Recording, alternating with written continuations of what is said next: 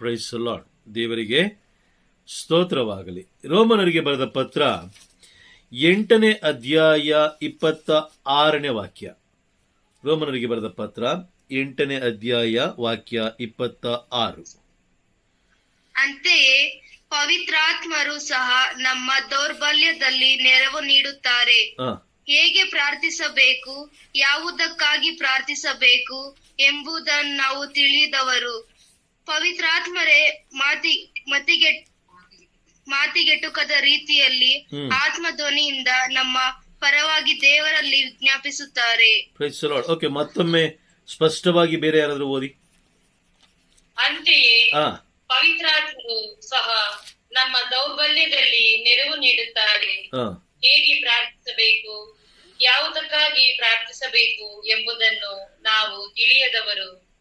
ಪವಿತ್ರಾತ್ಮರೇ ಮಾತಿಗೆಟುಕದ ರೀತಿಯಲ್ಲಿ ಆತ್ಮಧ್ವನಿಯಿಂದ ನಮ್ಮ ಪರವಾಗಿ ದೇವರಲ್ಲಿ ವಿಜ್ಞಾಪಿಸುತ್ತಾರೆ. Praise the Lord. ಓಕೆ, ಈ ವಾಕ್ಯ ಏನ್ ಹೇಳ್ತಾ ಇದೆ ನಮ್ಗೀಗ? ಈ ವಾಕ್ಯ ಏನ್ ತಿಳಿಸ್ಕೊಡ್ತಾ ಇದೆ ನಮ್ಗೆ? ಸಮಯದಲ್ಲಿ ನಮ್ಮ ಜೊತೆಯಲ್ಲಿ ಪವಿತ್ರಾತ್ಮರು ಇರ್ತಾರೆ, ಸಹಾಯ ಮಾಡ್ತಾರೆ, ಅವರು ನಮ್ಗೆ ನೆರವು ನೀಡ್ತಾರೆ. ಅಲ್ಲ, ಇದು ಮುಖ್ಯವಾಗಿ ಓಕೆ, ಎಲ್ಲಾ ಸಮಯದಲ್ಲಿ ನಮ್ಮ ಜೊತೆಲಿ ಇರ್ತಾರೆ, ಎಲ್ಲ ಓಕೆ. ಬಟ್ ನಮ್ಗೆ ಏನ್ ಎಚ್ಚರಿಕೆ ಕೊಡ್ತಾ ಇದೆ? ಪವಿತ್ರಾತ್ಮರೇ ದೇವರಲ್ಲಿ ಪ್ಲೀಡ್ ಮಾಡ್ತಾರೆ ಅಂತ ಇದೆ ಬ್ರದರ್. ಓಕೆ, ಪವಿತ್ರಾತ್ಮರು ದೇವರಲ್ಲಿ ಭಿನ್ನಯಿಸ್ತಾರೆ ಅಲ್ವಾ? ಸರಿ, ನೀವ್ ಹೇಳ್ತಿರೋದೆಲ್ಲ ಸರಿ ಇದೆ. ಬಟ್ ಆದ್ರೂ ಕೂಡ ಈ ವಾಕ್ಯ ನಮಗೊಂದು ಸಂದೇಶವನ್ನ ಕೊಡ್ತಾ ಇದೆ. Praise the Lord. ಏನ್ ಕೊಡ್ತಾ ಇದೆ ಅಂತ ಹೇಳಿದ್ರೆ, ಅದು ನೇರವಾಗಿ ಹೇಳ್ತಾ ಇದೆ, ನಿಮಗೆ ಪ್ರಾರ್ಥನೆ ಮಾಡಕ್ ಬರೋದಿಲ್ಲ. ಇದೆಯಾ? ವಾಕ್ಯ ಇದೆಯಾ? ಏನಂತ ಇದೆ? ಏನಂತ ಹೇಳ್ತಾ ಇದೆ? ಯಾವುದಕ್ಕಾಗಿ ನಾವು ಪ್ರಾರ್ಥನೆ ಮಾಡಬೇಕು ಅಂತ ಪವಿತ್ರಾತ್ಮರು ನಮ್ಗೆ ತಿಳಿಸಿಕೊಡ್ತಾರೆ. ಪ್ರಾರ್ಥನೆ ಯಾವ ರೀತಿ ಮಾಡ್ಬೇಕು ಅಂತ ಗೊತ್ತಿಲ್ಲ. ಕರೆಕ್ಟಾ? ಒಪ್ಕೊಳ್ತೀರಾ? ಗೊತ್ತಿಲ್ಲ. ವಾಕ್ಯ ಸ್ಪಷ್ಟವಾಗಿ ಹೇಳ್ತಾ ಇದೆ, ನಿಮಗ್ ಗೊತ್ತಿಲ್ಲ. ಪ್ರಾರ್ಥಿಸಬೇಕು ಅಂತ ಗೊತ್ತಿಲ್ಲ. ಯಾವುದಕ್ಕಾಗಿ ಪ್ರಾರ್ಥಿಸಬೇಕು, ಹೇಗೆ ಪ್ರಾರ್ಥಿಸಬೇಕು, ಅಲ್ಲಿ ವಾಕ್ಯ ಇದೆಯಾ ನೋಡಿ. ಯಾವುದಕ್ಕಾಗಿ ನಾವು ಪ್ರಾರ್ಥಿಸಬೇಕು, ಹೇಗೆ ಪ್ರಾರ್ಥಿಸಬೇಕು ಎಂಬುದನ್ನು ನಾವು ತಿಳಿಯದವರು. ಇದೆಯಾ? ವಾಕ್ಯ ಇದೆಯಾ? ಈಗ ವಾಕ್ಯ ಹೇಳ್ತಾ ಇದೆ, ನಿನಗೆ ಪ್ರಾರ್ಥನೆ ಮಾಡಕ್ಕೆ ಗೊತ್ತಿಲ್ಲ. ಹಂಗಿರ್ಬೇಕಾದ್ರೆ ನೀನು ಏನಂತ ಪ್ರಾರ್ಥನೆ ಮಾಡ್ತೀಯ? ನೀನು ಯಾವ ವಿಷಯ ಹಿಡ್ಕೊಂಡು ಪ್ರಾರ್ಥನೆ ಮಾಡ್ತೀಯ ನೀನು? Praise the Lord. ಕರೆಕ್ಟಾ? ನಿಜ ಅಲ್ವಾ?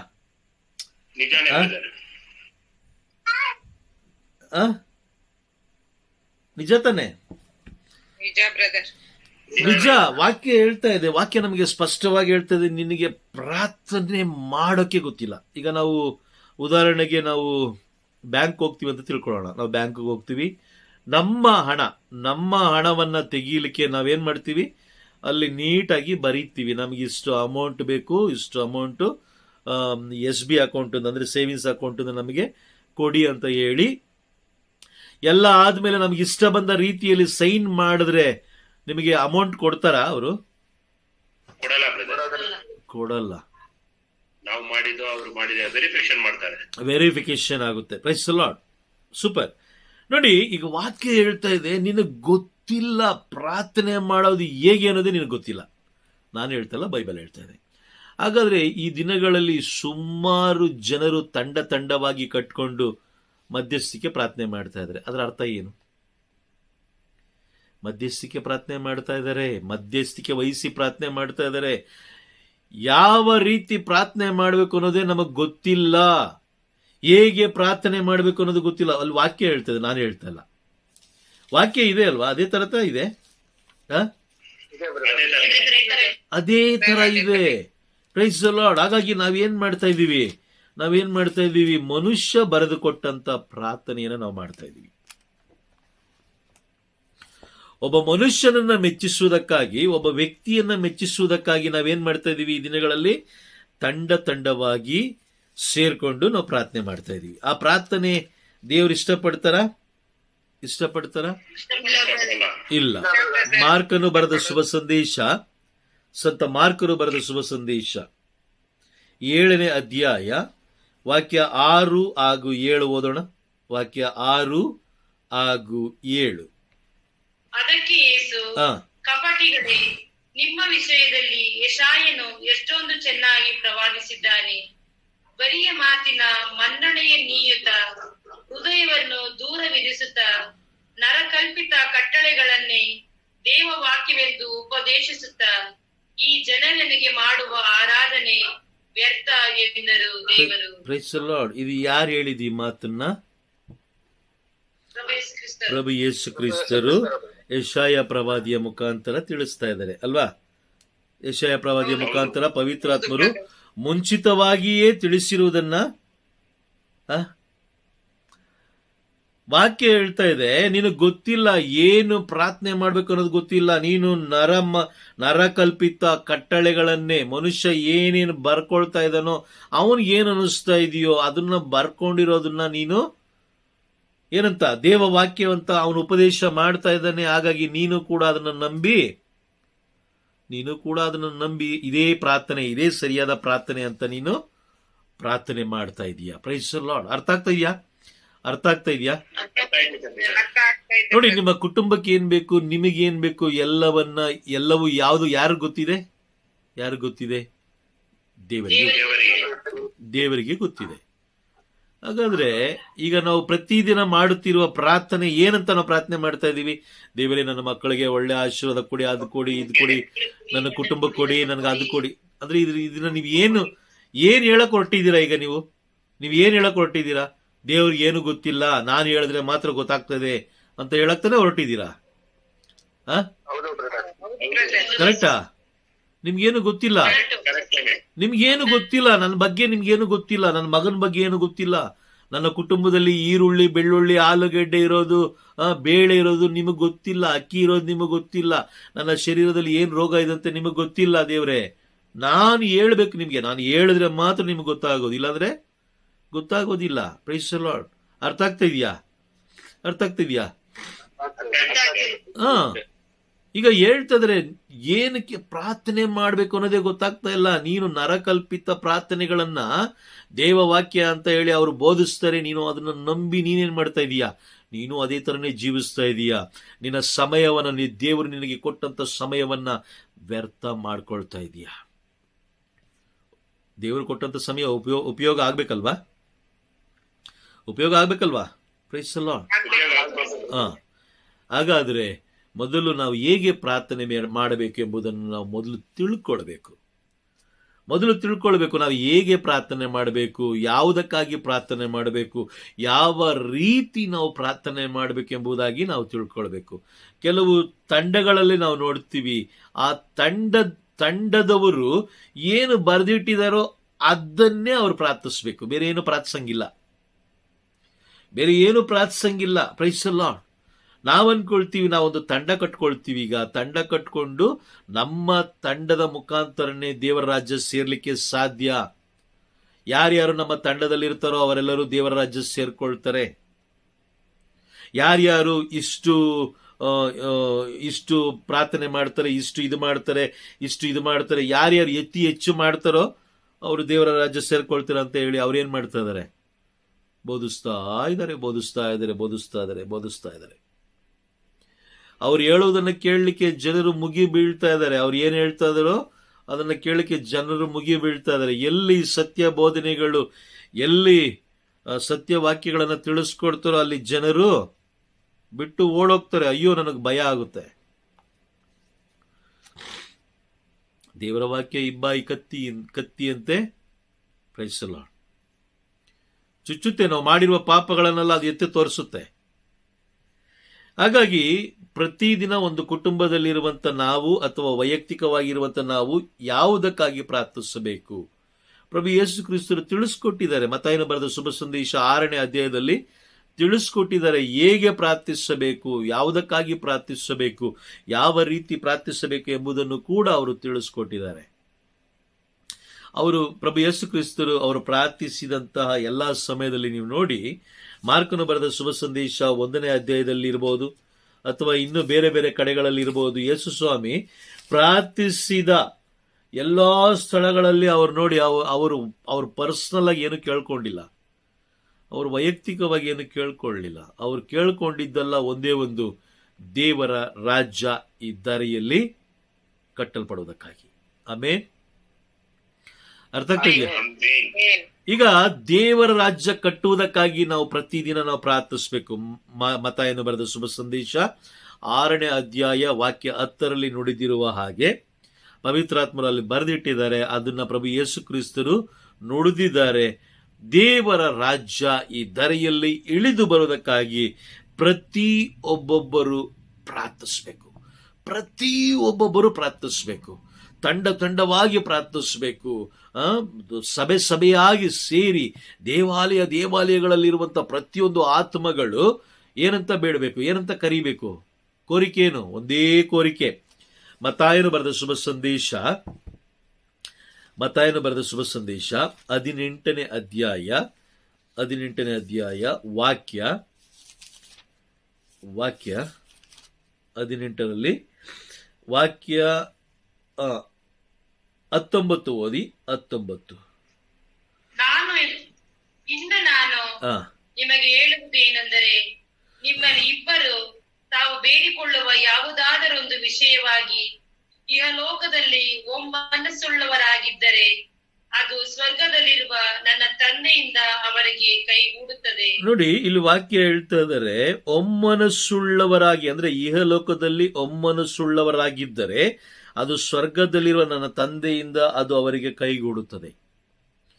ಯೇಸು ಸ್ವಾಮಿ ಹೇಳಿದ್ರು, ಮತ್ತಾಯನು ಬರೆದ ಶುಭ ಸಂದೇಶ 6ನೇ ಅಧ್ಯಾಯ 10ನೇ ವಾಕ್ಯದಲ್ಲಿ ಹೇಳಿದ್ರು, ದೇವರ ರಾಜ್ಯ ಈ ಧರೆಯಲ್ಲಿ ಕಟ್ಟುವುದಕ್ಕಾಗಿ ಪ್ರಾರ್ಥಿಸಿರಿ. ಯಾರ ಹೆಸರಿಡಿದು ಪ್ರಾರ್ಥಿಸ್ಬೇಕು? ನಾವು ಯಾರ ಹೆಸರಿಡಿದು ಪ್ರಾರ್ಥಿಸ್ಬೇಕು? ಹೆಸರಿಟ್ಟು ಪ್ರಾರ್ಥಿಸ್ತಾರೆ. ಅದು ವಾಕ್ಯನೂ ಇದೆ ಅಲ್ವಾ? ವಾಕ್ಯನೂ ಇದೆ. ಯೋಹಾನನು ಬರೆದ ಶುಭ ಸಂದೇಶ 14ನೇ ಅಧ್ಯಾಯ, ಆ ವಾಕ್ಯವನ್ನು ಕೂಡ ನಾವು ಓದ್ಬಿಡೋಣ, ನಿಮಗೆ ಇನ್ನೂ ಅರ್ಥ ಆಗ್ಲಿ, ಇನ್ನೂ ಆಳವಾಗಿ ಅರ್ಥ ಆಗ್ಲಿ.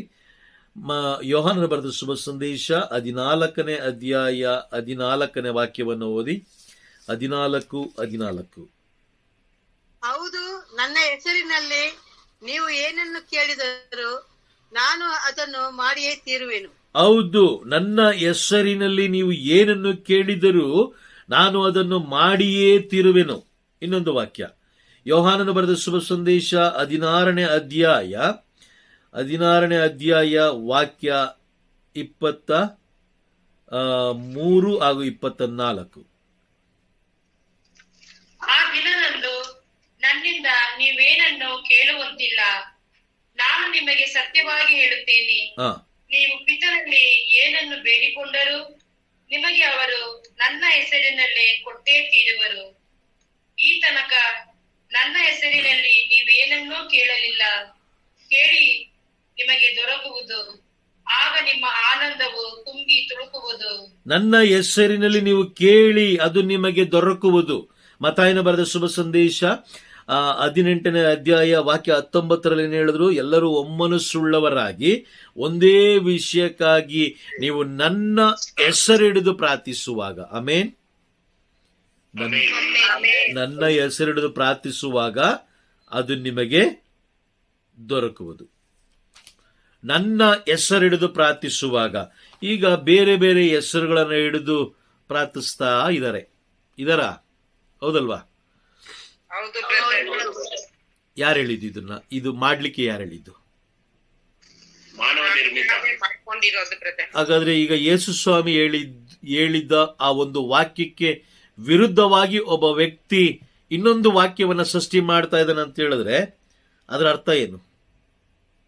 ಅದು ಆಗ ಮಾಡಬಾರ್ದು ಬ್ರದರ್. ವಾಕ್ಯದಲ್ಲೇ ನುಡಿದಿದೆ, ಯಾವುದು ಸೇರ್ಸಂಗಿಲ್ಲ, ತೆಗಿಯಂಗಿಲ್ಲ. ಯಾವುದು ಸೇರ್ಸಂಗಿಲ್ಲ, ಯಾವುದು ತೆಗಿಯಂಗಿಲ್ಲ. Price the lord. ನೀನು ಎಷ್ಟು ದೊಡ್ಡ ವ್ಯಕ್ತಿನೇ ಆಗಿರ್ಲಿ, ಎಷ್ಟು ದೊಡ್ಡ ಬೋಧಕನೇ ಆಗಿರ್ಲಿ, ಎಷ್ಟು ದೊಡ್ಡ ಯಾಜಕರೇ ಆಗಿರ್ಲಿ, ಧರ್ಮ ಸಭೆಗೆ ವಿರುದ್ಧವಾಗಿ ನಾವು ಹೋಗುವಂತಿಲ್ಲ. ಧರ್ಮಸಭೆಗೆ ವಿರುದ್ಧವಾಗಿ ನಾವು ಹೋಗುವಂತಿಲ್ಲ. ಯಾಕಂದ್ರೆ ಧರ್ಮಸಭೆ ಯಾರ ಸೊತ್ತು? ಅದನ್ನು ನಿರ್ಮಿಸಿದ್ಯಾರು? ಪ್ರಭು ಯೇಸು ಕ್ರಿಸ್ತರು. ನೋಡಿ, ಯಾವಾಗ ನಾವು ಎಲ್ಲಾ ವಿಷಯಗಳನ್ನ ನಾವೇನ್ ಮಾಡ್ಬೇಕು? ಪರೀಕ್ಷಿಸಿ ನೋಡ್ಬೇಕು. ಯಾರು ಏನ್ ನುಡಿತಾ ಇದ್ದಾರೆ ಎಂಬುದನ್ನ ಪರೀಕ್ಷಿಸಿ ನೋಡ್ಬೇಕು. ಯೇಸು ನಾಮ ಬಿಟ್ಟರೆ ಈ ಧರೆಯಲ್ಲಿ ಬೇರೆ ಯಾವ ನಾಮದಿಂದಲೂ ಜೀವೋದ್ಧಾರ ಇಲ್ಲ. ಇದೆಲ್ಲ ಈಗ ನಾನು ನಿಮಗೆ ಕೊಟ್ಟಂತ ಎಲ್ಲ ವಾಕ್ಯಗಳು ಬೇಸಿಕ್ ಕಾಮನ್ ಸೆನ್ಸ್ ಅಂದ್ರೆ ಬೇಸಿಕ್ ಆಗಿ ಅರ್ಥ ಮಾಡಿಕೊಳ್ಳುವಂತ ವಾಕ್ಯಗಳೇ. ಹೌದಾ? ಹೌದು ತಾನೆ? ಹೌದು ಬ್ರದರ್. ಹೌದು. ವಾಕ್ಯ ಹೇಳ್ತದೆ, ನನ್ನ ಹೆಸರಿನಲ್ಲಿ ನೀವು ಕೇಳಿ, ಬೇರೆ ಹೆಸರಲ್ಲಿ ಕೇಳುವಂತಿಲ್ಲ. ಈಗ ಅದಕ್ಕೆ ನಾವು ಏನ್ ಹೇಳ್ತಾ ಇದೀವಿ? ನಿನ್ನ ಹೆಸರಲ್ಲಿ ಕೇಳಿದ್ರೆ ಏನ್ ಸಿಗ್ತಾ ಇಲ್ಲ? ನಿನ್ನ ಹೆಸರಲ್ಲಿ ಕೇಳಿದ್ರೆ ಏನು ಪ್ರಯೋಜನ ಇಲ್ಲಪ್ಪ. ನಾನು ಇನ್ನೊಬ್ರು ಹೆಸರು ಕೇಳ್ತೀನಿ, ಇನ್ನೊಬ್ರು ಯಾವುದೋ ಒಂದು ಸಂತರ ಹೆಸರು ಇಟ್ಕೊಂಡು ನಾನು ಕೇಳ್ತೀನಿ, ಯಾವುದೋ ಒಂದು ಸಂತರ ಹೆಸರಿಟ್ಕೊಂಡು ನಾನು ಪ್ರಾರ್ಥಿಸ್ತೀನಿ, ನನ್ನ ಅವಶ್ಯಕತೆಗಳನ್ನ ಕೇಳ್ತೀನಿ.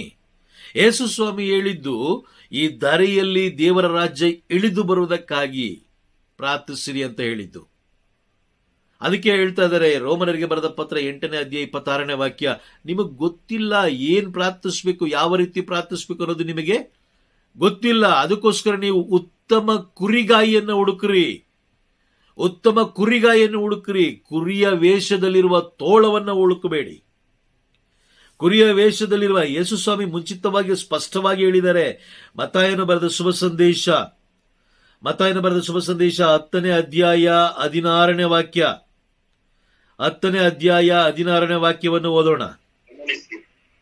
ಅನಂತರ ಗಮನಿಸಿರಿ, ತೋಳಗಳ ನಡುವೆ ಕುರಿಗಳನ್ನು ಬಿಟ್ಟಂತೆ ನಾನು ನಿಮ್ಮನ್ನು ಕಳುಹಿಸುತ್ತಿದ್ದೇನೆ. ಆದುದರಿಂದ ಸರ್ಪಗಳಂತೆ ಸೂಕ್ಷ್ಮ ಬುದ್ಧಿ ಉಳ್ಳವರು, ಪಾರಿವಾಳಗಳಂತೆ ಸರಳ ಜೀವಿಗಳು ಆಗಿರಿ. Praise the Lord. ಸೂಪರ್. ನೋಡಿ, ಅಲ್ಲಿ ವಾಕ್ಯ ಸ್ಪಷ್ಟವಾಗಿ ಹೇಳ್ತಿದ್ರೆ, ಸರ್ಪಗಳಂತೆ ಸೂಕ್ಷ್ಮ ಉಳ್ಳವರಾಗಿರಿ. ಅವ್ರು ಹೇಳೋದೆಲ್ಲ ಕೇಳಕ್ ಹೋಗ್ಬೇಡಿ. ನೀವು ಅದನ್ನ ಮೊದಲು ಏನ್ ಮಾಡಿ, ಪರಿಶೋಧನೆ ಮಾಡಿ. ಪ್ರಭು ಯೇಸು ಕ್ರಿಸ್ತರು ನುಡಿದಿದ್ದು ಅಥವಾ ಇವರು ವೈಯಕ್ತಿಕವಾಗಿ ಹೇಳ್ತಾರದ ಅದನ್ನ ಮೊದಲು ಗಮನಿಸ್ರಿ. ಯೇಸು ಸ್ವಾಮಿ ಹೇಳಿದ್ರು, ನನ್ನ ನಾಮದ ಮುಖಾಂತರ ನೀವು ಪ್ರಾರ್ಥಿಸ್ರಿ, ನನ್ನ ಹೆಸರಿಡಿದು ನೀವು ಪ್ರಾರ್ಥಿಸ್ರಿ, ನನ್ನ ತಂದೆ ಅದನ್ನು ನಿಮಗೆ ಕೊಡುವರು ಹೇಳಿದ್ರ. ಯೋಹಾನನು ಬರೆದ ಶುಭ ಸಂದೇಶ 16ನೇ ಅಧ್ಯಾಯದಲ್ಲಿ ನಾವು ಏನಂತ ಓದ್ದೋ, ಈ ತನಕ ನನ್ನ ಹೆಸರಿನಲ್ಲಿ ನೀವು ಏನನ್ನೂ ಕೇಳಲಿಲ್ಲ, ಕೇಳಿ ನಿಮಗೆ ದೊರಕುವುದು, ಕೇಳಿ ನಿಮಗೆ ದೊರಕುತ್ತೆ ಅಂತ ಹೇಳಿದ್ರು. ಯೇಸು ಸ್ವಾಮಿ ಹೇಳಿದ್ರು. ಆದ್ರೆ ಕೆಲವು ಜನ ಏನ್ ಮಾಡಿದ್ರು, ಅಯ್ಯೋ ಯೇಸು ಸ್ವಾಮಿ ಹೆಸರು ಹೇಳಿದ್ರೆ ಏನು ನಿನಗೆ ಸಿಗಲ್ಲ, ಬಾ ಈ ಸಂತರ ಹೆಸರು ಹೇಳಿ ನೀನು ಪ್ರಾರ್ಥನೆ ಮಾಡು, ಈ ಸಂತರ ಹೆಸರು ಹೇಳಿ ಪ್ರಾರ್ಥನೆ ಮಾಡು, ಪ್ರತಿದಿನ ಪ್ರಾರ್ಥನೆ ಮಾಡು, 100 ಬಾರಿ ಪ್ರಾರ್ಥನೆ ಮಾಡು, 200 ಬಾರಿ ಪ್ರಾರ್ಥನೆ ಮಾಡು, 1000 ಬಾರಿ ಪ್ರಾರ್ಥನೆ ಮಾಡು ಅಂತ ಹೇಳಿ ಅವ್ರೇನ್ ಮಾಡಿದ್ರು? ನಮಗೆ ಬೋಧಿಸಿದ್ರು. ನರಕಲ್ಪಿತ ಕಟ್ಟಳೆಗಳನ್ನ ದೇವವಾಕ್ಯ ಅಂತ ಬೋಧಿಸಿದ್ರು. Price the lord. ನಿಮಗೆ ಈ ಪುಸ್ತಕ ನೆನಪಿದೆ ಅಂತ ಅನ್ಕೊಳ್ತೀನಿ ಅಲ್ವಾ? ಕಥೋಲಿಕ ಧರ್ಮೋಪದೇಶ ಇದೆಯಾ? ಯಾರ ಹತ್ರ ಅದ್ರ ಇದೆಯಾ? ಕಥೋಲಿಕ ಧರ್ಮೋಪದೇಶ ಪುಸ್ತಕ 185ನೇ ಪಾಯಿಂಟ್ ಅನ್ನು ಓದಿ. 185ನೇ ಪಾಯಿಂಟ್. ಇದು ಬರೆದಿರೋದು ಬೆಂಗಳೂರು ಕಥೋಲಿಕ ಕ್ರೈಸ್ತರು. ಅಂದ್ರೆ ಇಲ್ಲಿ ಬರೆದಿರೋದು ಯಾವುದು ಅಂತ ಹೇಳಿದ್ರೆ ನಮ್ಮ ಧರ್ಮ ಸಭೆ ಬರೆದಿರುವಂತ ಪುಸ್ತಕ ಇದು. ಇದು ಏನು ಅಂತ ಹೇಳಿದ್ರೆ ಮಕ್ಕಳಿಗೆ ಧರ್ಮೋಪದೇಶ ತಿಳಿಸುವುದಕ್ಕಾಗಿ ಬರೆದಿರುವಂತದ್ದು. ಇದನ್ನ ಬರೆದಿರುವಂತವರು ಯಾರು ಅಂತ ಹೇಳಿದ್ರೆ, ಇದನ್ನ ಎಡಿಷನ್ ಮಾಡಿರುವಂತವರು ಫಾದರ್ ಫ್ರಾನ್ಸಿಸ್ ಝೇವಿಯರ್ ಜೋಸೆಫ್ ಅಂತೇಳಿ. ಅದಾದ ಮೇಲೆ ಇಲ್ಲಿ ಬಿಷಪ್ ಹೌಸ್ ಇಂದ ಬಂದಿರುವಂತದ್ದು ಪುಸ್ತಕ ಇದು. ಯಾರಿಗೆ? ಕಥೋಲಿಕ ಕ್ರೈಸ್ತರಿಗೆ ಬಂದಿರುವಂತ ಪುಸ್ತಕ ಇದು. Praise the Lord. ಇದರ ಹೆಸರು ಕಥೋಲಿಕ ಧರ್ಮೋಪದೇಶ, ಪರಮಪ್ರಸಾದ ಮತ್ತು ಪಶ್ಚಾತ್ತಾಪ ಸಂಸ್ಕಾರಗಳ ಸ್ವೀಕಾರ ಕೈಪಿಡಿ. Price the Lord. ಓಕೆ, ಈ ಪುಸ್ತಕದಲ್ಲಿರುವ 185ನೇ ಒಂದು ಪಾಯಿಂಟ್ಸ್ ಅನ್ನು ಓದೋಣ. ತಂದ್ರ ಬೇರೆಯವ್ರ ಹತ್ರ ಇದೆಯಾ? ಓದಿ. ದೇವದೂತರಿಗೂ ಸಂತರಿಗೂ ದೈವಿಕ ಸನ್ಮಾನ ಅಥವಾ ಆರಾಧನೆಯನ್ನು ನೀಡುವುದನ್ನು ನಿಷೇಧಿಸುತ್ತದೆಯೇ? ಪ್ರಶ್ನೆ ಇದು. ದೇವದೂತರಿಗೂ ಸಂತರಿಗೂ ದೈವಿಕ ಸನ್ಮಾನ ಅಥವಾ ಆರಾಧನೆಯನ್ನು ನೀಡುವುದನ್ನು ನಿಷೇಧಿಸುತ್ತದೆಯೇ? ಯಾವುದು? ಧರ್ಮಸಭೆ ನಿಷೇಧಿಸುತ್ತಾ ಎಂಬ ಪ್ರಶ್ನೆಯನ್ನ ಹಾಕಿ ಅಲ್ಲೇ ಉತ್ತರ ಕೊಡ್ತಾರೆ. ಆ ಉತ್ತರವನ್ನು ಓದಿ. ದೈವಿಕ ಸನ್ಮಾನ ಅಥವಾ ಆರಾಧನೆ ದೇವರಿಗೆ ಮಾತ್ರ ಮೀಸಲಾದುದರಿಂದ ಅದನ್ನು ದೇವದೂತರಿಗೂ ಸಂತರಿಗೂ ನೀಡುವುದನ್ನು ನಿಷೇಧಿಸುತ್ತದೆ. ದೈವಿಕ ಸನ್ಮಾನ ಅಥವಾ ಆರಾಧನೆ ದೇವರಿಗೆ ಮಾತ್ರ ಮೀಸಲಾದುದರಿಂದ ಅದನ್ನು ದೇವದೂತರಿಗೂ ಸಂತರಿಗೂ ನೀಡುವುದನ್ನು ನಿಷೇಧಿಸುತ್ತದೆ ಎಂದು ಧರ್ಮ ಸಭೆ ಹೇಳ್ತಾ ಇದೆ. Praise the Lord. ಅರ್ಥ ಆಗ್ತಾ ಇದೆಯಾ? ಧರ್ಮ ಸಭೆ ಹೇಳ್ತಾ ಇದೆ. ಆ ಪುಸ್ತಕದಲ್ಲಿ ಬರೆದಿದ್ದಾರೆ, ಧರ್ಮಸಭೆ ಪ್ರಿಂಟ್ ಮಾಡಿ ಕೊಟ್ಟಿದ್ದಾರೆ. 185ನೇ ಪಾಯಿಂಟ್. ದೇವದೂತರಿಗೂ ಸಂತರಿಗೂ ನೀಡುವ ಆರಾಧನೆ ನೀವು ನೀಡಬಾರದು, ಅದನ್ನು ನಿಷೇಧಿಸಲಾಗಿದೆ. ಇದು ಹೇಳಿದ್ಯಾರು? ಧರ್ಮಸಭೆ. ಯೇಸು ಸ್ವಾಮಿ ಏನು ಹೇಳಿದ್ರು? ನನ್ನ ಹೆಸರಿನಲ್ಲಿ ನೀವು ಕೇಳಬೇಕು. ಈ ಭೂಮಿಯಲ್ಲಿ ಇರುವ ತನಕ, ನೀವು ಜೀವಂತವಾಗಿರುವ ತನಕ ನನ್ನ ಹೆಸರಿನಲ್ಲಿ ನೀವು ಕೇಳಬೇಕು. ನಿಮಗೆ ಒಂದು ಅಧಿಕಾರವನ್ನು ಕೊಟ್ಟಿದ್ದೀನಿ. ಆ ಅಧಿಕಾರ ಏನು ಅಂತ ಹೇಳಿದ್ರೆ, ಈ ದೇವರ ರಾಜ್ಯ ಈ ಧರೆಯಲ್ಲಿ ಇಳಿದು ಬರುವುದಕ್ಕಾಗಿ ನೀವು ಪ್ರಾರ್ಥಿಸಬೇಕು. Praise the Lord. ಯೇಸು ಸ್ವಾಮಿಯ ಈ ಒಂದು ವಾಕ್ಯಕ್ಕೂ ವಿರುದ್ಧವಾಗಿ ನಾವು ಜೀವಿಸ್ತಾ ಇದ್ದೀವಿ. ಈ ಧರ್ಮಸಭೆಗೆ ಕೂಡ ನಾವು ವಿರುದ್ಧವಾಗಿ ನಾವು ಜೀವಿಸ್ತಾ ಇದ್ದೀವಿ. ಕೇಳಿದ್ರೆ ನಾವೇನು ಹೇಳ್ತೀವಿ? ಇಲ್ಲ ಆ ಬ್ರದರ್ ಹೇಳಿದ್ರು, ಇಲ್ಲ ಆ ಸಿಸ್ಟರ್ ಹೇಳಿದ್ರು, ಇಲ್ಲ ಆ ಯಾಜಕರು ನಮಗೆ ತಿಳಿಸ್ಕೊಟ್ರು, ಇದೇ ರೀತಿ ನೀವು ಪ್ರಾರ್ಥಿಸ್ಬೇಕು, ಇದೇ ರೀತಿ ನೀವು ಹೇಳ್ಬೇಕು ಅಂತ ಅವರು ನಮಗೆ ಹೇಳಿದ್ರು. ಅದಕ್ಕೋಸ್ಕರ ನಾವು ಮಾಡ್ತಾ ಇದ್ದೀವಿ. ಈ ಆಧಾರವಾಗಿಟ್ಟುಕೊಂಡೇ ರೋಮನರಿಗೆ ಬರೆದ ಪತ್ರ 8ನೇ ಅಧ್ಯಾಯ ವಾಕ್ಯ 26-27ರಲ್ಲಿ ಸಂತ ಪೌಲರು ಬರೆದಿರೋದು, ನಿಮಗೆ ಹೇಗೆ ಪ್ರಾರ್ಥಿಸಬೇಕು ಅಂತ ನಿಮಗೆ ಗೊತ್ತಿಲ್ಲ. ಹೇಗೆ ಪ್ರಾರ್ಥಿಸಬೇಕು, ಯಾವುದಕ್ಕಾಗಿ ಪ್ರಾರ್ಥಿಸಬೇಕು ಅನ್ನೋದು ನಿಮಗೆ ಗೊತ್ತಿಲ್ಲ. ನಿಮಗೆ ಗೊತ್ತಿಲ್ಲದೇ ಇರುವ ಕಾರಣ ಸೈತಾನ ತನ್ನ ದೂತರನ್ನ ನಿಮ್ಮ ಬಳಿಗೆ ಕಳಿಸ್ಕೊಡ್ತಾನೆ. ನಿಮ್ಮ ಆತ್ಮವನ್ನು ನಾಶ ಮಾಡುವುದಕ್ಕಾಗಿ, ನಿಮ್ಮ ಕುಟುಂಬದಲ್ಲಿರುವ ಮಕ್ಕಳ ಆತ್ಮವನ್ನು ನಾಶ ಮಾಡುವುದಕ್ಕಾಗಿ ಅವನು ಒಬ್ಬ ದೂತನನ್ನ ಕಳಿಸ್ಕೊಡ್ತಾನೆ. Praise the Lord. 2 ಕೊರಿಂಥಿಲಿ ನಾವು ಓದ್ತೀವಿ. 2 ಕೊರಿಂಥಿಲಿ ನಾವು ಏನಂತ ಓದ್ತೀವಿ? ಸೈತಾನನ ವಾಕ್ಯ ಓದೋಣ. 11ನೇ ಅಧ್ಯಾಯ 12, 13, 14, 15 ಈ 4 ವಾಕ್ಯಗಳನ್ನು ನಿಧಾನಕ್ಕೆ ಓದಿ, ಅರ್ಥವಾಗುವ ರೀತಿಯಲ್ಲಿ ಓದಿ. ಕೆಲವರು 2 ಕೊರಿಂಥಿ 11ನೇ ಅಧ್ಯಾಯ ವಾಕ್ಯ 12ರಿಂದ 15.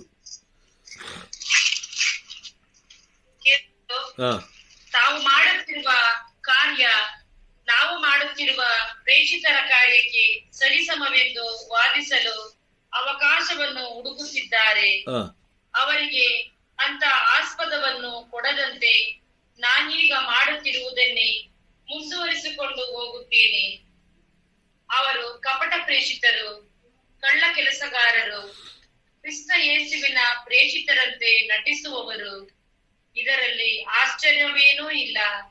ಸೈತಾನನು ಸಹ ಜ್ಯೋತಿರ್ಮಯ ದೇವದೂತನಂತೆ ಕಾಣಿಸಿಕೊಳ್ಳಬಲ್ಲನು. ಹೀಗಿರುವಲ್ಲಿ ಅವನ ಸೇವಕರು ಸಹ ಸತ್ಯ ಸೇವಕರಂತೆ ವೇಷಧಾರಿಗಳಾದರೆ ಅದರಲ್ಲೇನು ಸೋಜಿಗ? ಅವರ ಕೃತ್ಯಗಳಂತೆಯೇ ಅವರ ಅಂತ್ಯವೂ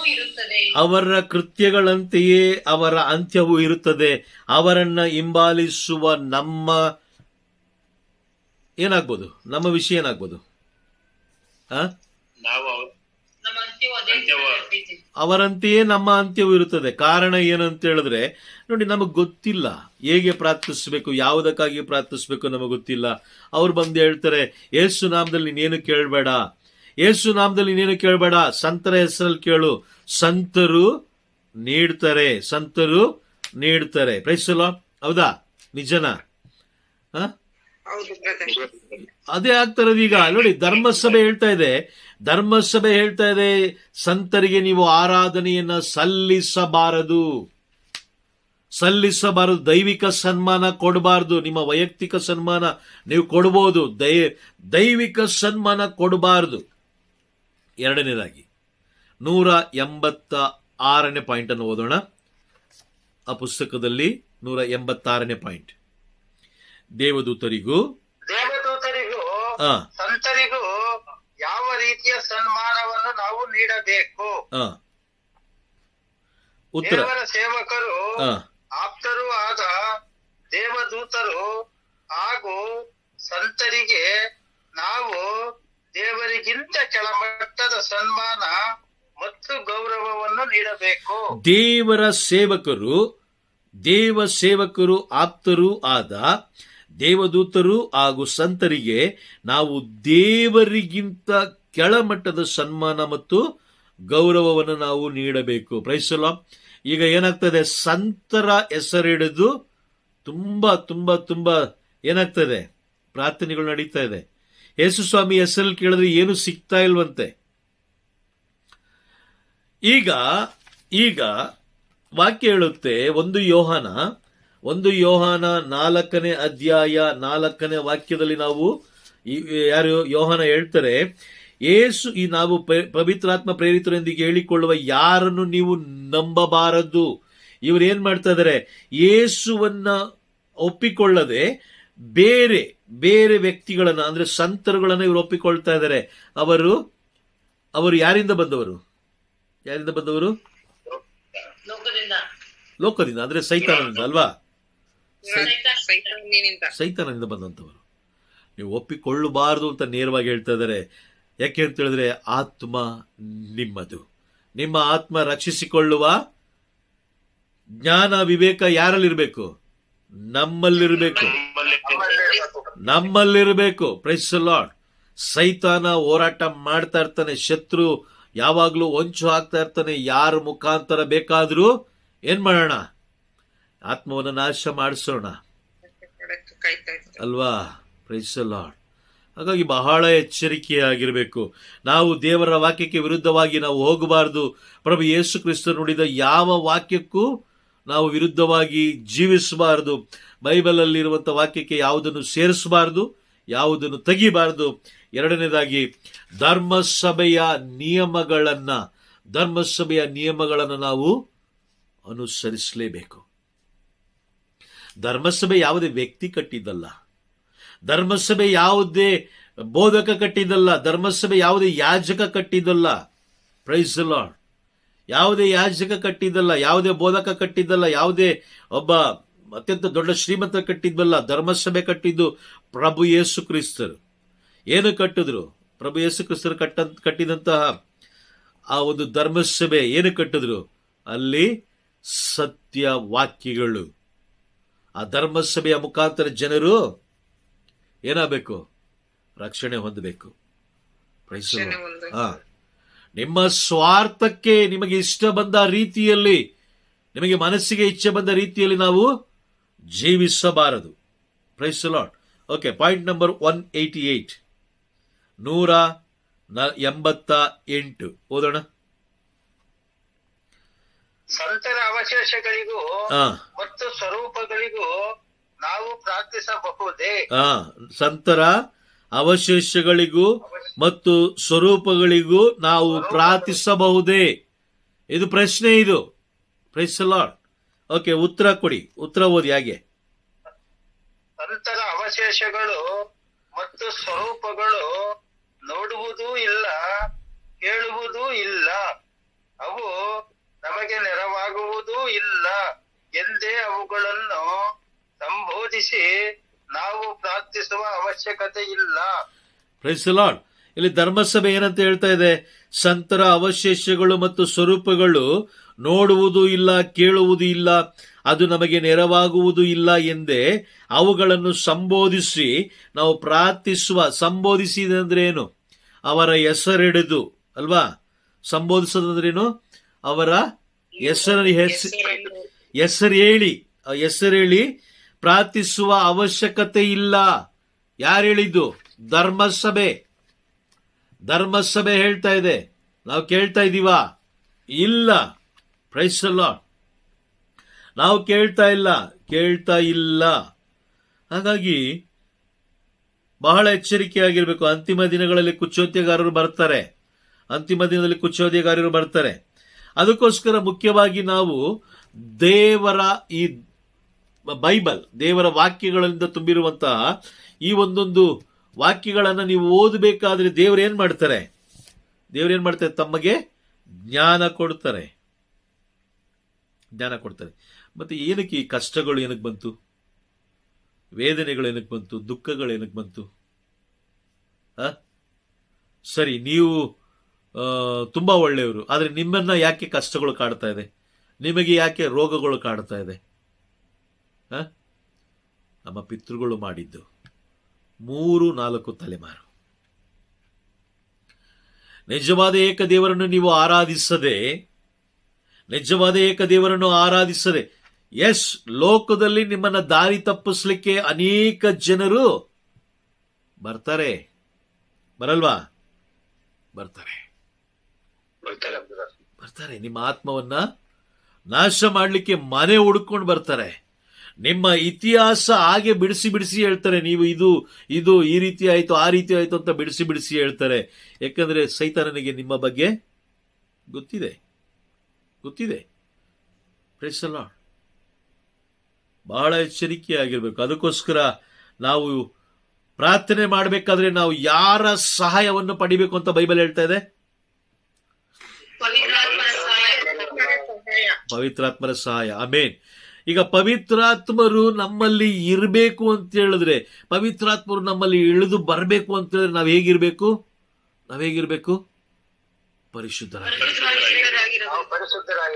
ಪರಿಶುದ್ಧರಾಗಿರ್ಬೇಕು. ಅಂದ್ರೆ ಹೇಗೆ, ಯಾವ ರೀತಿಯಲ್ಲಿ ಪರಿಶುದ್ಧರಾಗಿರ್ಬೇಕು? ಆಮೇನ್. ನಡೆ ನುಡಿಯಲ್ಲಿ, ನಮ್ಮ ನಡೆ ನುಡಿ ನಡತೆಯಲ್ಲಿ ನಾವು ಪರಿಶುದ್ಧರಾಗಿದ್ರೆ ಖಂಡಿತವಾಗಲೂ ಪವಿತ್ರಾತ್ಮರು ನಮ್ಮನ್ನು ಆವರಿಸಿಕೊಳ್ತಾರೆ. ಆಮೇನ್. ಓಕೆ, ನೀವೊಂದು ಕುಟುಂಬಕ್ಕೆ ಹೋಗ್ತೀರಾ ಅಂತ ತಿಳ್ಕೊಳ್ಳೋಣ. ನಾವು ಕಳೆದ ಸುಮಾರು ವರ್ಷಗಳ ಹಿಂದೆ ನಾವು ಕ್ರಿಸ್ಮಸ್ ಕ್ಯಾರಲ್ಸ್ಗೆ ಹೋಗಿದ್ದು. ಒಂದು ಕುಟುಂಬದಲ್ಲಿ ಆ ಮನೆಯ ಮುಖ್ಯಸ್ಥ ಚೆನ್ನಾಗಿ ಮದ್ಯಪಾನ, ಚೆನ್ನಾಗಿ ಕುಡಿದು ಬಾಗ್ಲಲ್ಲೇ ಮಲಗಿದ್ರು. ಬಾಗ್ಲಲ್ಲೇ ಮಲಗಿದ್ರು ಅವರು. ಯಾಕಂದ್ರೆ ಒಳಗಡೆ ಸೆಕೆ ಇದೆ ಅಂತೇಳಿ ಬಾಗ್ಲಲ್ಲೇ ಮಲಗಿದ್ರು. ಆಗ ನಾವು ಅವ್ರನ್ನ ದಾಟ್ಕೊಂಡು ಒಳಗಡೆ ಹೋದೋ.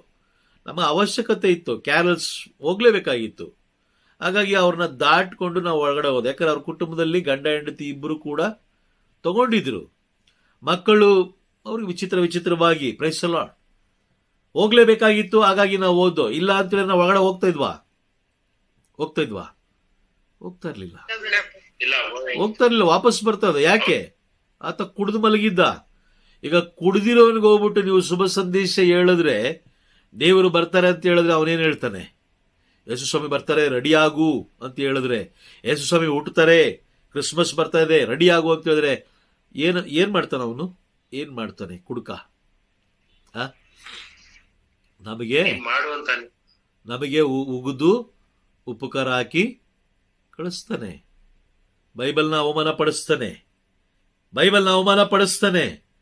ಬೈಬಲ್ನ ಹೀಯಾಳಿಸ್ತಾನೆ. ದೇವರನ್ನ ಹೀಯಾಳಿಸ್ತಾನೆ ಆ ಸಮಯದಲ್ಲಿ. Praise the Lord. ಹೌದಾ? ನಿಜನಾ? ನಿಜ. ಹೀಯಾಳಿಸ್ತಾನೆ, ಅವಮಾನ ಪಡಿಸ್ತಾನೆ.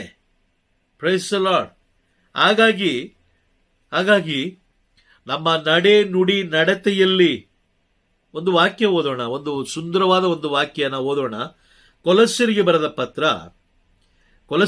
ಪತ್ರ 3ನೇ ಅಧ್ಯಾಯ ವಾಕ್ಯ 17 ನಾವು ಓದೋಣ. 17. ಕೊಲಸ್ಸರಿಗೆ ಬರೆದ ಪತ್ರ 3ನೇ ಅಧ್ಯಾಯ 17ನೇ ವಾಕ್ಯ. ನುಡಿಯಲ್ಲಾಗಲಿ ನಡೆಯಲ್ಲಾಗಲಿ ನೀವು ಏನು ಮಾಡಿದರೂ ಯೇಸು ಸ್ವಾಮಿಯ ಹೆಸರಿನಲ್ಲಿ ಮಾಡಿರಿ. ಅವರ ಮುಖಾಂತರವೇ ಪಿತನಾದ ದೇವರಿಗೆ ಕೃತಜ್ಞತೆಯನ್ನು ಸಲ್ಲಿಸಿರಿ. ನುಡಿಯಲ್ಲಾಗಲಿ ನಡೆಯಲ್ಲಾಗಲಿ ನೀವು ಏನೇ ಮಾಡಿದರೂ ಯೇಸು ಸ್ವಾಮಿಯ ಹೆಸರಿನಲ್ಲೇ ಮಾಡಿರಿ. Praise the Lord. ಸ್ಪಷ್ಟವಾಗಿ ಹೇಳ್ತಾ ಇದೆ. ನಡೆ ನುಡಿ ನಡತೆ ನಮ್ಮಲ್ಲಿ ಶುದ್ಧವಾಗಿತ್ತು ಅಂತ ಹೇಳಿದ್ರೆ ಪವಿತ್ರಾತ್ಮರು ನಮ್ಮನ್ನು ಆವರಿಸಿಕೊಳ್ತಾರೆ. ನಾವು ಕರೆದ ತಕ್ಷಣ ಅವರು ಬಂದು ವಾಸ ಮಾಡ್ತಾರೆ, ನಮ್ಮಲ್ಲಿ ಬಂದು ವಾಸ ಮಾಡಿದ ತಕ್ಷಣ ಅವರು ತಿಳಿಸ್ಕೊಡ್ತಾರೆ, ಮಗನೇ ನೀನು ಇದಕ್ಕೋಸ್ಕರನೇ ಪ್ರಾರ್ಥಿಸಬೇಕು, ಮಗಳೇ ನೀನು ಇದಕ್ಕೋಸ್ಕರನೇ ಪ್ರಾರ್ಥಿಸಬೇಕು ಎಂಬುದಾಗಿ ಅವರು ತಿಳಿಸ್ಕೊಡ್ತಾರೆ. Price the Lord. ಈಗ ಒಂದು ಉದಾಹರಣೆಗೆ ನೀವು ನಿಮ್ಮ ಮಿಸ್ಸಸ್ ಇಬ್ರು ಸಿಟಿ ಮಾರ್ಕೆಟ್ಗೆ ಹೋಗ್ತಾ ಇದ್ದೀರಾ. ನಿಮ್ಮ ಕುಟುಂಬಕ್ಕೆ ಆಹಾರ ಸಾಮಗ್ರಿಗಳನ್ನ ತಗೊಂಡು ಬರಕ್ಕೆ ಹೋಗ್ತಾ ಇದ್ದೀರಾ. ನೀವು ಇವತ್ತು ಹೋಗ್ಬೇಕು. ಆಗ ನಿಮ್ಮ ಮಡದಿಗೆ ಆರೋಗ್ಯದಲ್ಲಿ ಏರುಪೇರಾಯಿತು. ಏರುಪೇರಾಯಿತು, ಆಗ ನೀವು ಹಠ ಹಿಡಿದು ಇಲ್ಲ ನೀನು ಬರಲೇಬೇಕು ಅಂತ ಹೇಳಕ್ಕಾಗುತ್ತಾ? ಹೇಳಕ್ಕಾಗಲ್ಲ. ಯಾವ್ದು ಅವಶ್ಯಕತೆ ಇದೆ ಆಗ ಹೆಂಡತಿ ಹೇಳ್ತಾಳೆ, ನೋಡ್ರಿ ಇದು ತಗೊಂಬರ್ರಿ, ಇದು ತಗೊಂಬರ್ರಿ, ಇದು ತಗೊಂಬರ್ರಿ, ಇದು ತಗೊಂಬರ್ರಿ, ಇದೇ ಮೇನ್ ಬೇಕಾಗಿರೋದು, ಆಮೇಲೆ ಉಳಿದು ಬೇಕಾದ್ರೆ ಆಮೇಲೆ ನೋಡ್ಕೊಳ್ಳೋಣ. ಅದೇ ಥರನೇ ಈ ದಿನಗಳಲ್ಲಿ ನಮ್ಮ ಕುಟುಂಬಕ್ಕೆ ಎಲ್ಲ ಅವಶ್ಯಕತೆ ಇಲ್ಲ. ನಮ್ಮ ಆತ್ಮವನ್ನ ರಕ್ಷಿಸಿಕೊಳ್ಳಬೇಕು, ಅದೇ ಮುಖ್ಯವಾದ ಒಂದು ಪ್ರಾರ್ಥನೆ. ದೇವರ ರಾಜ್ಯ ಈ ಧರೆಯಲ್ಲಿ ಇಳಿದು ಬರಬೇಕು, ಅದಕ್ಕೋಸ್ಕರ ಪ್ರಾರ್ಥಿಸಬೇಕು. ಅದು ಬಿಟ್ಟು ನಮ್ಮ ಲೌಕಿಕ ಜೀವನಕ್ಕಾಗಿ, ಲೌಕಿಕ ಆಚಾರ ವಿಚಾರಕ್ಕಾಗಿ ನಾವು ಪ್ರಾರ್ಥಿಸಿದ್ರು ಅದು ಲೋಕದ ಪ್ರಾರ್ಥನೆ, ಅದು ಮಾನವ ನಿರ್ಮಿತ ಪ್ರಾರ್ಥನೆ. Price the lord. ಪವಿತ್ರಾತ್ಮರು ನಿಮ್ಮಲ್ಲಿ ಬಂದಾಗ ಮಾತ್ರ ನಿಮಗೆ ಸತ್ಯವನ್ನು ತಿಳಿಸ್ಕೊಡ್ತಾರೆ, ಇಲ್ಲಾಂದ್ರೆ ಸತ್ಯ ಯಾರು ತಿಳಿಸ್ಕೊಡಕ್ ಸಾಧ್ಯ ಇಲ್ಲ. ಭಯ, ಎಲ್ಲರಿಗೂ ಭಯ, ಸತ್ಯ ತಿಳಿಸ್ಕೊಡ್ಲಿಕ್ಕೆ ಭಯ. ನೋಡಿ, ಧರ್ಮಸಭೆಗೆ ವಿರುದ್ಧವಾಗಿ ನಾವು ಜೀವಿಸ್ತಾ ಇದ್ದೀವಿ. ಧರ್ಮಸಭೆಗೆ ನಾವು ವಿರುದ್ಧವಾಗಿ ನಾವು ಜೀವಿಸ್ತಾ ಇದೀವಿ. ಧರ್ಮಸಭೆ ಹೇಳ್ತಾ ಇದೆ ಏನೇನು ಮಾಡಬಾರ್ದು ಅಂತ ಹೇಳ್ತಾ ಇದೀವಿ, ಅದನ್ನ ನಾವು ಮಾಡ್ತಾ ಇದ್ದೀವಿ. ಯಾವುದೋ ಒಬ್ಬ ಬೋಧಕ ಬರ್ತಾರೆ, ಅವ್ರು ಹೇಳ್ತಾರೆ, ಇಲ್ಲಲ್ಲ ನಾನೊಂದು ದರ್ಶನ ಕಂಡೆ, ನನಗೆ ಹಿಂಗೆ ರಾತ್ರಿ ಮಲಗಿರ್ಬೇಕಾದ್ರೆ ಒಂದು ದರ್ಶನ ಸಿಕ್ತು, ಹಿಂಗಾಯ್ತು ಹಿಂಗಾಯ್ತು ಹಿಂಗಾಯ್ತು. ಈಗ ನಾವೇನ್ ಮಾಡೋಣ? 500 ಬಾರಿ ಪ್ರಾರ್ಥನೆ ಮಾಡೋಣ, 300 ಬಾರಿ ಪ್ರಾರ್ಥನೆ ಮಾಡೋಣ, 100 ಬಾರಿ 1000 ಬಾರಿ ಪ್ರಾರ್ಥನೆ ಮಾಡೋಣ. ಏನೋ ಪ್ರಯೋಜನ ಇದೆಯಾ? ದೇವರಿಗೆ ವಿರುದ್ಧವಾಗಿ ನೀವು ಹೋಗ್ಬಾರ್ದು. ನಾನು ಪ್ರತಿ ಬಾರಿ ಹೇಳ್ತಾ ಇರ್ತೀನಿ, ಈ ಲೋಕದಲ್ಲಿರುವ ವ್ಯಕ್ತಿಗಳು ಯಾರೇ ಆಗಿರ್ಲಿ, ನಿಮಗೆ ಉಗಿಲಿ, ಬೈಲಿ, ದಂಡಿಸ್ಲಿ, ಏನ್ ಬೇಕಾದ್ರೂ ಮಾಡ್ಲಿ, ಯಾವುದಕ್ಕೂ ನೀವು ಎದುರಕ್ಕೆ ಹೋಗ್ಬೇಡಿ. ಆದ್ರೆ ಪರಲೋಕ ಬೈಯುವಂತೆ ಮಾತ್ರ ನಡ್ಕೊಳಕ್ ಹೋಗ್ಬೇಡಿ. ಪರಲೋಕ ಯಾವುದೇ ಸಂದರ್ಭದಲ್ಲೂ, ಯಾವುದೇ ಸನ್ನಿವೇಶದಲ್ಲೂ ನಮ್ಮನ್ನು ನೋಡಿ ಬೈಬಾರ್ದು, ನಮ್ಮನ್ನು ಅದು ತಿರಸ್ಕಾರ ಮಾಡಬಾರ್ದು. ನಾವು ದೇವರ ವಾಕ್ಯಕ್ಕೆ ವಿರುದ್ಧವಾಗಿ ನಾವು ಜೀವಿಸ್ತಾ ಇದ್ದೀವಿ, ಧರ್ಮಸಭೆಗೂ ವಿರುದ್ಧವಾಗಿ ನಾವು ಜೀವಿಸ್ತಾ ಇದ್ದೀವಿ. ಹಾಗಾದ್ರೆ ನಾವು ಯಾರು? ನಾವು ಕ್ರೈಸ್ತರ?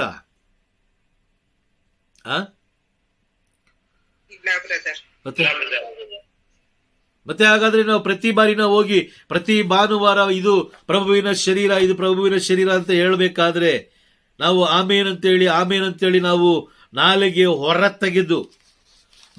ಹೊರ ತೆಗೆದು ಪರಮಪ್ರಸಾದವನ್ನು ಅಂಗೀಕಾರ ಮಾಡ್ಕೊಳ್ತಾ ಇದ್ದೀವಲ್ಲ, ಅದರ ಅರ್ಥ ಏನು? ನಾವು ಅವಮಾನ ಪಡಿಸ್ತಾ ಇದೀವಿ. ಈಗ ನಾವು ಏನ್ ಹೇಳಕ್ ಬರ್ತಾ ಇದೀವಿ? ತಂಡವಾಗಿ ಕಟ್ಕೊಂಡು ನಾವು ಏನ್ ಹೇಳಕ್ ಬರ್ತಾ ಇದೀವಿ? ಯೇಸುವೇ, ನಿಮ್ಮ ನಾಮದಲ್ಲಿ ಶಕ್ತಿ ಇಲ್ಲ, ನಿಮ್ಮ ನಾಮದಲ್ಲಿ ಶಕ್ತಿ ಇಲ್ಲ. ಬೈಬಲ್ ನಾನು ಯಾಕೆ ಫಾಲೋ ಮಾಡಬೇಕು? ಬೈಬಲಲ್ಲಿ ನೀವು ಹೇಳ್ತಾ ಇದ್ರೆ ನೀವು ಹೇಳ್ಕೊಳ್ಳಿ, ನನಗೇನು ತೊಂದರೆ ಏನಿಲ್ಲ. ನಾನು ಯಾಕೆ ಫಾಲೋ ಮಾಡಲಿ? ನಾನು ಸಂತರುಗಳನ್ನು ಫಾಲೋ ಮಾಡೋದು, ನಾನು ಸಂತರುಗಳ ನಾಮದ ಮುಖಾಂತರ ನಾನು ಜಪಿಸೋದು, ಸಂತರ ಮುಖಾಂತರ ನಾನು ಕೇಳೋದು. ಬೈಬಲಲ್ಲಿ ಎಲ್ಲಾದ್ರೂ ಒಂದು ಕಡೆ ತೋರಿಸಿ, ಒಬ್ಬ ವ್ಯಕ್ತಿಯ ಮುಖಾಂತರ ನೀವು ಪ್ರಾರ್ಥಿಸ್ರಿ, ನಿಮ್ಮ ಪ್ರಾರ್ಥನೆ ನೆರವೇರುತ್ತೆ ಅಂತ ಎಲ್ಲಾದ್ರೂ ತೋರಿಸಿ ನೋಡೋಣ.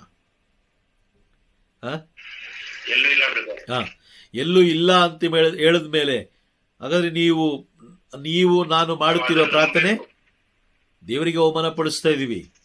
ಯೇಸುವೇ, ನಿಮ್ಮ ನಾಮದಲ್ಲಿ ಶಕ್ತಿ ಇಲ್ಲ, ನಿಮ್ಮ ನಾಮದಲ್ಲಿ ಬಲ ಇಲ್ಲ, ನಿಮ್ಮ ನಾಮದಲ್ಲಿ ಶಕ್ತಿ ಇಲ್ಲ, ನಿಮ್ಮ ನಾಮದ ಬಲ ಇಲ್ಲ. ಹಾಗಾಗಿ ನಾನು ಯಾವುದೋ ಒಂದು ಒಳ್ಳೆ ಸಂತರನ್ನ ಇಟ್ಕೊಂಡು ನಾನು ಪ್ರಾರ್ಥನೆ ಮಾಡ್ತಾ ಇದ್ದೀನಿ. ಎಷ್ಟೋ ಜನ ನನಗೆ ಹೇಳಿದ್ದಾರೆ, ಸಂತ ಅಂತೋಣಿಯವ್ರು ಬಿಟ್ಟರೆ ದೇವರೇ ಇಲ್ಲ, ಮಾತೆ ಮರಿಯವ್ರು ಬಿಟ್ಟರೆ ದೇವರೇ ಇಲ್ಲ ಅಂತ ಹೇಳಿದ್ದಾರೆ.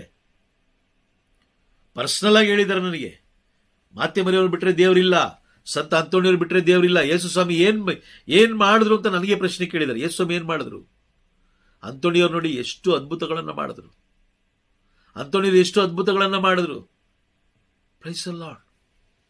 ಈ ರೀತಿಯಾಗಿ ಉಲ್ಟಾ ಪಲ್ಟಾ ಮಾತಾಡುವ ವ್ಯಕ್ತಿಗಳು ಬರ್ತಾರೆ, ನಿಮ್ಮ ಮುಂದೆ ಬರ್ತಾರೆ, ಬೈಬಲ್ ಕೈಲಿ ಹಿಡ್ಕೊಂಡ್ ಬರ್ತಾರೆ, ಶಿಲ್ಬೆನ ಕೈಲಿ ಹಿಡ್ಕೊಂಡ್ ಬರ್ತಾರೆ, ಅಯ್ಯೋ ಒಳ್ಳೆ ಟಿಪ್ ಟಾಪ್ ಡ್ರೆಸ್ ಹಾಕೊಂಡು ಬರ್ತಾರೆ. ಆದ್ರೆ ಅವರ ನಾಲಿಗೆಯಿಂದ ಬರುವಂಥದ್ದು ದೇವರಿಗೆ ವಿರುದ್ಧವಾದ, ದೇವರ ವಾಕ್ಯಕ್ಕೆ ವಿರುದ್ಧವಾದ ಅಥವಾ ಪರಲೋಕಕ್ಕೆ ವಿರುದ್ಧವಾದ ವಾಕ್ಯಗಳೇ. ಬಹಳ ಎಚ್ಚರಿಕೆಯಾಗಿರ್ಬೇಕು.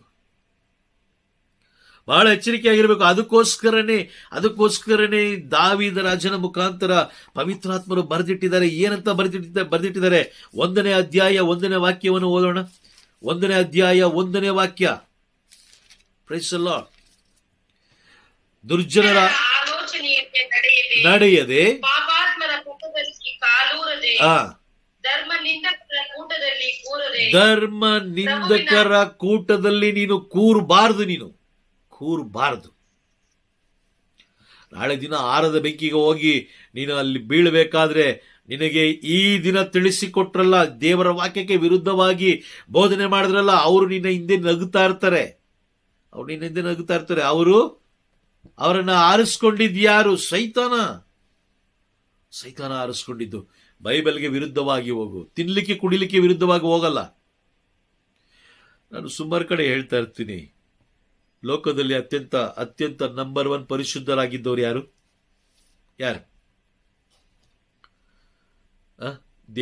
ದೇವರ ಪರಲೋಕವೇ ಇಳಿದು ಬಂತು ಅವರ ಬಳಿಗೆ. ಯಾರವರು? ಮಾತೆ ಮರಿಯಮ್ಮನವರು. ಆಮೇನ್, ಕರೆಕ್ಟಾ? ಮಾತೆ ಮರಿಯಮ್ಮನವರು.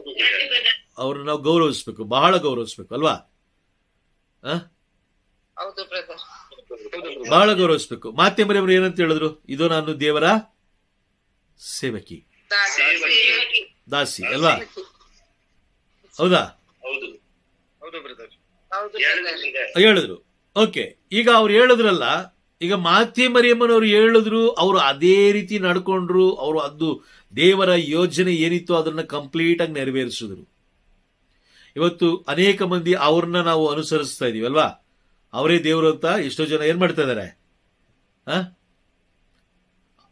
ಆರಾಧಿಸ್ತಾ ಇದಾರೆ ಅಲ್ವಾ? ಅನೇಕ ಜನರು ಏನ್ ಮಾಡ್ತಾರೆ? ಅದನ್ನೇ ತಿಳಿಸ್ಕೊಡ್ತಾರೆ. ಅನೇಕ ಯಾಜಕರು ನನ್ನ ಮುಂದೆನೆ ತಿಳಿಸ್ಕೊಟ್ಟಿದ್ದಾರೆ.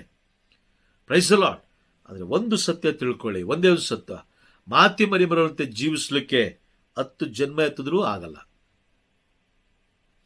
10 ಜನ್ಮ ಎತ್ತಿದ್ರೂ ಆಗಲ್ಲ. Simple logic. ಪರಮ ಪ್ರಸಾದ ಅಲ್ಲಿದೆ, ದೇವಾಲಯದಲ್ಲಿದೆ. ಪರಮ ಪ್ರಸಾದ ಇದೆ. ಪರಮ ಪ್ರಸಾದದ ಮುಂದೆ ದೇವರು ಅಲ್ಲಿ ನೆಲೆಸಿದ್ದಾರೆ ಎಂಬ ಅರಿವು ಕೂಡ ಅಲ್ಲಿದೆ. ದೇವರ ಮುಂದೆ ಬರಬೇಕಾದ್ರೆ ನಿನ್ನ ತಲೆಯ ಮೇಲೆ ಏನಿಲ್ಲ? ಮುಸುಕು ಇಲ್ಲ ನಿನ್ನ ತಲೆ ಮೇಲೆ. ನಿನ್ನ ಪಾದದಲ್ಲಿರುವ ಪಾದರಕ್ಷೆಗಳು ಎಲ್ಲಿರಬೇಕು? ದೂರ ಇರಬೇಕು, ಹೊರಗಡೆ ಇರಬೇಕು. ನೀನು ಪರಮ ಪ್ರಸಾದದ ಮುಂದೆ ಬರಬೇಕಾದ್ರೆ ನೀನು ಯಾವ ರೀತಿ ಬಂದೆ?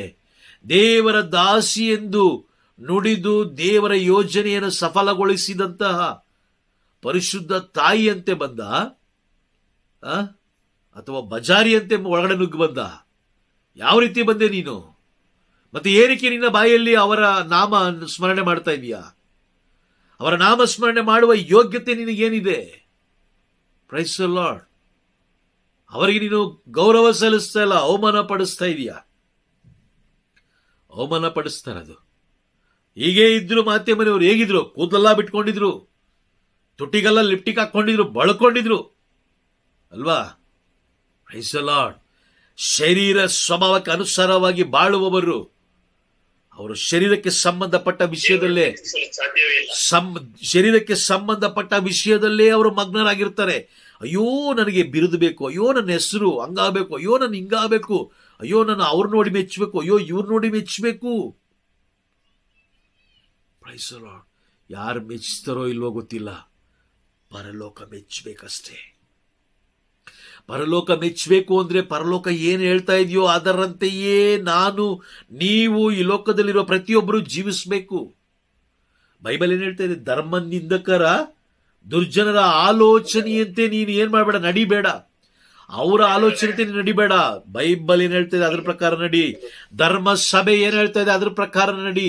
ಧರ್ಮ ಸಭೆ ಹೇಳ್ತಾ ಇದೆ ಯಾವುದೇ ಸಂತರುಗಳನ್ನು ನೀನು ಆರಾಧಿಸಬಾರ್ದು. ನೀನು ಆರಾಧನೆ ಮಾಡ್ತಾ ಇದೀಯಾ? ಅವರ ಹೆಸರು ಹೇಳಿ ನೀನು ಪ್ರಾರ್ಥನೆ ಮಾಡ್ತಾ ಇದೀಯಾ? ಮಾಡಬಾರ್ದು. ನಾನು ಹೇಳ್ತಲ್ಲ, ಧರ್ಮಸಭೆ ಹೇಳ್ತಾ ಇದೆ. ಯೇಸು ಸ್ವಾಮಿ ಹೇಳಿದ್ರು, ನನ್ನ ಹೆಸರಿನಲ್ಲಿ ನೀವು ಕೇಳ್ರಿ. Praise the Lord. ದೇವರಿಗೆ ವಿರುದ್ಧವಾಗಿ ಜೀವಿಸಿ, ಧರ್ಮಸಭೆಗೆ ವಿರುದ್ಧವಾಗಿ ಜೀವಿಸಿ, ಕೊನೆಯಲ್ಲಿ ನಾವು ನರಕಕ್ಕೆ ಹೋದ್ರೆ ಯಾರ ತಪ್ಪು? ಅದು ಯಾರ ತಪ್ಪು? ನಮ್ದೇ ತಪ್ಪು. ಕಾರಣ ಲೂಕನ ಬರೆದ ಶುಭ ಸಂದೇಶ, ಲೂಕನ ಬರೆದ ಶುಭ ಸಂದೇಶ 6ನೇ ಅಧ್ಯಾಯ ವಾಕ್ಯ 46 ಓದೋಣ. ಬೇಗ ಓದಿ. ಲೂಕ 6ನೇ ಅಧ್ಯಾಯ 46ನೇ ವಾಕ್ಯ. ನೀವು ನನ್ನನ್ನು ಸ್ವಾಮಿ ಸ್ವಾಮಿ ಎಂದು ಕರೆಯುತ್ತೀರಿ, ಆದರೆ ನನ್ನ ಮಾತಿನಂತೆ ನಡೆಯುವುದಿಲ್ಲವೇಕೆ? ಹೌದು, ಸ್ವಾಮಿ ಸ್ವಾಮಿ ಅಂತ ಕರೀತಾ ಇದ್ದೀರಾ, ನಾನು ಏನು ಹೇಳ್ತಾ ಇದ್ದೀನೋ ಅದರಂತೆ ನೀವು ನಡೀತಾ ಇಲ್ಲ. ನಾನು ಹೇಳ್ದಂಗೆ ನೀವು ನಡೀತಾ ಇಲ್ಲ, ಹಾಗಾಗಿ ನೀವು ನನ್ನ ಬಳಿಗೆ ಬರಲು ಸಾಧ್ಯ ಇಲ್ಲ. Praise the Lord. ಅರ್ಥ ಆಗ್ತಾ ಇದೆಯಾ? ನಾನು ನಿಮಗೆ ತಿಳಿಸ್ಕೊಡ್ತಾ ಇರೋದು. ಅರ್ಥ ಆಯ್ತೈತೆ ಬ್ರದರ್. Praise the Lord. ದೇವರ ಈ ಧರ್ಮ ಕೇಂದ್ರಕ್ಕೂ ಧರ್ಮಸಭೆಗೂ ನಾವು ಇದೆರಡಕ್ಕೂ ನಾವು ವಿರುದ್ಧವಾಗಿ ನಾವು ಹೋಗಬಾರದು. ಇದಕ್ಕೆ ವಿರುದ್ಧವಾಗಿಯೂ ನಾವು ಹೋಗಲೇಬಾರದು. ಯಾಕಂದ್ರೆ ಎರಡರ ಮಾಲೀಕರು ಯಾರು? ಪ್ರಭು ಯೇಸು ಕ್ರಿಸ್ತರು. ಅದಕ್ಕೋಸ್ಕರ ನೇರವಾಗಿ ಸಂತ ಪೌಲರು ಬರೀತಾರೆ, ನಿಮಗೆ ಹೇಗೆ ಪ್ರಾರ್ಥಿಸ್ಬೇಕನ್ನೋ ಅರಿವೇ ನಿಮಗಿಲ್ಲ. ಯಾರೋ ಹೇಳ್ಕೊಟ್ರು, ನರಮಾನವ ಹೇಳ್ಕೊಟ್ಟ, ಅದನ್ನೇ ಫಾಲೋ ಮಾಡ್ತಾ ಇದ್ದೀರಾ. ಮಾಡಕ್ ಹೋಗ್ಬೇಡಿ ಅಂತ ಹೇಳ್ತಾರೆ. Praise the Lord. ಯಾಕಂದ್ರೆ ಮನುಷ್ಯ ಹೇಳೋದನ್ನ ನಾವು ಏನಾದ್ರು ಅನುಸರಿಸ್ತಾ ಹೋದ್ರೆ ನಾವೇನ್ ಕಳ್ಕೊಳ್ತೀವಿ? ದೇವರ ಆಶೀರ್ವಾದ. ನಮ್ಮ ಆತ್ಮವನ್ನು ನಾವು ಕಳ್ಕೊಳ್ತೀವಿ. ಆಮೇನ್, ಹೌದಾ? ನಮ್ಮ ಆತ್ಮವನ್ನು ನಾವು ಕಳ್ಕೊಳ್ತೀವಿ. ಆದ್ರೆ ದೇವರ ವಾಕ್ಯವನ್ನ ನಾವು ಕೇಳಿ ಅದರಂತೆ ನಡೆದ್ರೆ ಆತ್ಮವನ್ನ ರಕ್ಷಿಸ್ಕೊಳ್ತೀವಿ, ಕಾಪಾಡ್ಕೊಳ್ತೀವಿ ಅಲ್ವಾ? Praise the Lord. ಅರ್ಥ ಆಯ್ತಾ? ಎಲ್ಲರಿಗೂ ಅರ್ಥ ಆಯ್ತಾ? ಓಕೆ, ನಾವು ಕ್ಲಾಸ್ ಮುಗಿಸೋಣ. ದೇವರ ನಾಮಕ್ಕೆ ಮಹಿಮೆ ಆಗಲಿ.